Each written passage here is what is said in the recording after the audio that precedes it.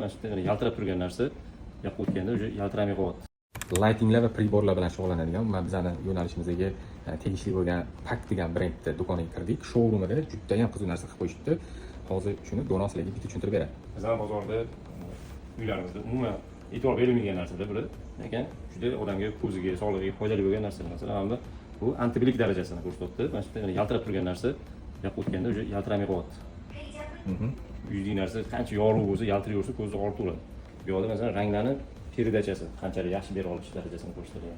Bu yerda burchak darajasi qanchalik burchakda 15 gradus, 24-36 gradus qanaqa effekt beradi. 15 gradus точкаga beryapti. Yoyib beryapti.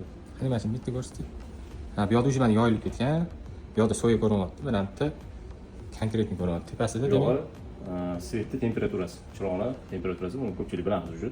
Sariq rang, oq rang deymiz, limon rang deymiz. 4000 kelvin, 3500, 3000 bularda ana 5000, 6000 kelvinga uyda ishlatishmaydi. Shunaqa ko'z ortadida qoyilman, lekin zo'r решение qilishdi. Mana shu videoni do'konchi akalar ko'rsa, sizlarga ham maslahat beraman. Mana klientga yetkazib berish uchun agar mahsulotinglarni sotayotganingizda shunga o'xshagan showroom qilib turib yetkazib bersanglar zo'r bo'ladi. Abdulloh ko'rdingizmi? Mana shuni akalarga aytish kerak. Xushtakiga yetib, agar vazmoyis bo'lsa, shunga o'xshagan bitta kichkina showroom qilib qo'yish kerak, tushuntirib berish kerak, yorug'likdan o'zi qanaqa foydalanishimiz kerak degan joyiga kelgan klientga ko'rsatib turib, undan keyin mahsulotlarni tavsiya qilaveramiz. Nima dedingiz? Salomat bo'lasizlar. Hurmatli kuzatuvchilar, assalomu alaykum.